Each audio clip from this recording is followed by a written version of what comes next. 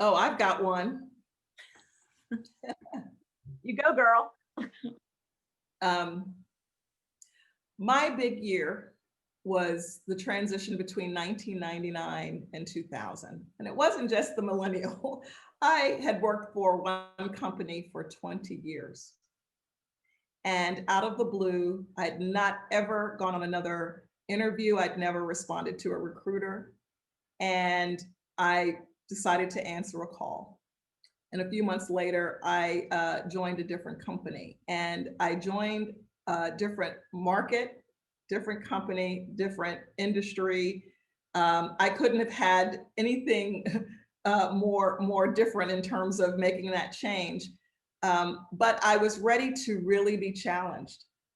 I really wanted to see what I was made of, and could I be a big fish in a big pond? I was a big fish in a small pond, but could I make that transition? So I took on a tough job. The job was so bad that when I was offered the job, they said, you can't answer it until you go and visit this business. I said, it's that bad, huh? And they said, yep, it's pretty bad. And they told me the business model was broken. They were fighting with their biggest customer and the workforce was lethargic. But it was a similar size business. I was VP GM of a division here, and I would be VP GM of a division, similar size, but everything else was new. And I took that job. And I can tell you, there were days where I wondered, what in the world did I do? Why did I give up my comfort? I knew everybody, I knew what to do. It just fell into place. But that challenge pushed me, and I was not going to fail. I even came up with this. They said, okay, it's FINO, F-I-N-O. Failure is not an option. We know, we know, we know. I had a union uprising of lab techs that had not ever been unionized in a whole country of 120,000 people. And I was able to stare that down because I got that workforce to believe that I was all about dignity, respect, and fairness. And they voted down the union. And that was no small feat. And that was an early win early on. And I started having communication meetings and town hall meetings and told people what was going on and opened up communication and created a management by walking around expectation by all of my leaders. And honestly, in 18 months, our biggest customer that we had had a problem with came and did a tour. And they said, after they had had a full day business meeting, tour the next morning, they said we blew them away. They did not think it was possible for the business to have transitioned and pivoted as much as they saw, and they were literally blown away. And that job gave me so much fuel for just remembering my roots about the power of people. People want to do the right thing. I made them care about that business.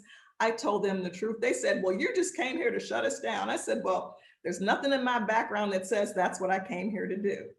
And as a matter of fact, I'm probably going to come and I'm going to go. The question is, what's going to happen to this business here when we've seen 13,000 other jobs disappear? Do you want to be the last two to go? Because it's on you. I can't make you want to change, but I can tell you these four things. And it was that kind of frankness and real commitment to that business that those people engaged. And I'll tell you what, when I left that business, there was a gentleman who, when I first got there in a business meeting, he had his chair turned around backwards. He wouldn't even look at me in this kind of a anxious meeting. And when we had gotten through all of the stuff, I was walking through the business. He said, Adrienne, come on over here. I said, what do you want? And he and I chatted for a minute. He says, I just want to tell you one thing. I said, what's that? He said, I would follow you anywhere.